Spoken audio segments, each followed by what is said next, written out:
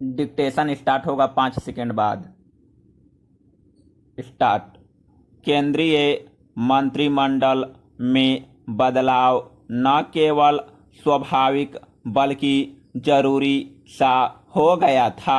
नरेंद्र मोदी के नेतृत्व वाली इस दूसरी सरकार ने जहां अनेक महत्वपूर्ण फैसले लेकर दुनिया को चौंकाया, वहीं कुछ ऐसे मोर्चे भी रहे जहां संतोषजनक परिणाम हाथ नहीं आए। अनेक दिग्गज मंत्रियों के इस्तीफे और कई अन्य नेताओं को मंत्रिमंडल में शामिल करने के पीछे एक जो संकेत है, उनकी विवेचना जरूर होनी चाहिए। सरकार को यह यथोचित एहसास है कि उससे लोगों को कहीं ज़्यादा उम्मीदें हैं, विशेष रूप से चिकित्सा के मोर्चे पर। केंद्रीय स्वास्थ्य मंत्री और राज्य मंत्री के स्तर पर बदलाव साफ इशारा है। कोरोना ने पूरी अर्थव्यवस्था को तबाह किया, साथ ही चिकित्सा व्यवस्था भी लोगों की उम्मीदों पर खरी नहीं उतरी। मंत्रिमंडल में बदलाव की कुल व्यंजना यही है कि सरकार अपना चेहरा बदलकर आगे बढ़ना चाहती है। सहज ही कुछ बदलने लायक था, तभी तो बदला गया है। यह बदलाव जहां सरकार के पक्ष को मजबूत करेगा, वहीं लोगों के विश्वास को भी बढ़ाएगा। अमूमन देश में छोटे छोटे बदलाव मंत्रिमंडल के स्तर पर होते थे, लेकिन यह बड़ा बदलाव बदली हुई मानसिकता को भी जाहिर करता है।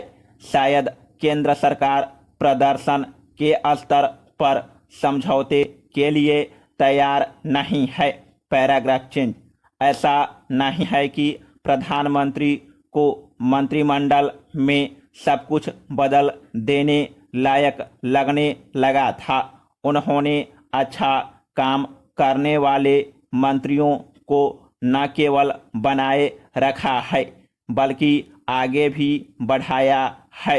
अनुराग ठाकुर और हरदीप सिंह पुरी समेत कई कनिष्ठ मंत्रियों को पदोन्नत किया गया है। उत्तर प्रदेश से सर्वाधिक नए मंत्री बनाए गए हैं, तो कोई आश्चर्य नहीं।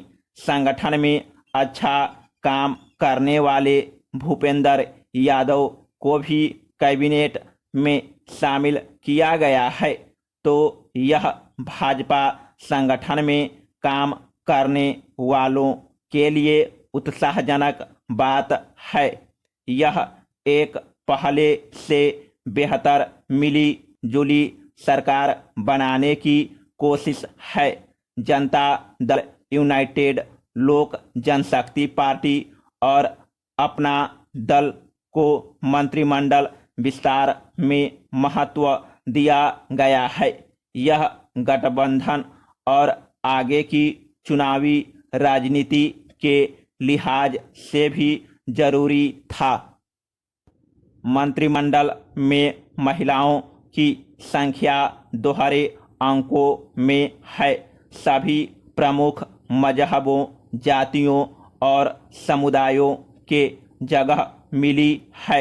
मंत्रिमंडल में शामिल नेताओं की औसत आयु भले ही 60 से कुछ ही नीचे हो, पर करीब 14 मंत्री 50 साल से कम उम्र के हैं, तो यह भी युवाओं के देश के लिए सकारात्मक बात है। Paragraph change.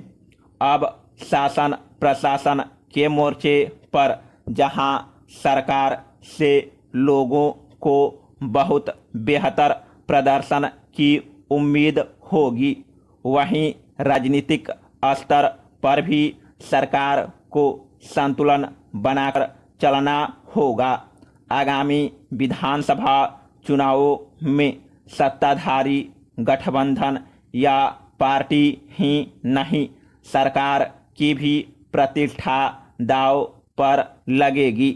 जहां एक ओर कुछ नए मंत्री बनाकर क्षेत्रीय संतुलन को दुरुस्त करने की कोशिश हुई है, वहीं जिन दिग्गजों को मंत्रिमंडल से अलग किया गया है उन्हें भी व्यस्त रखने के उपाय करने पड़ेंगे।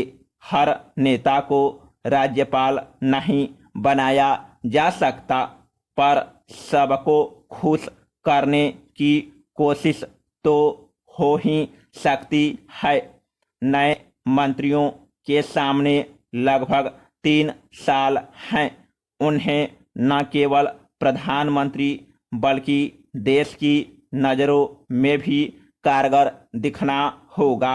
जरूरी है कि ज़्यादा ईमानदारी से जमीनी हकीकत के मद्देनज़र सरकार की नई टीम लोगों के सपनों और उनसे किए गए वादों को साकार करे। समाप्त।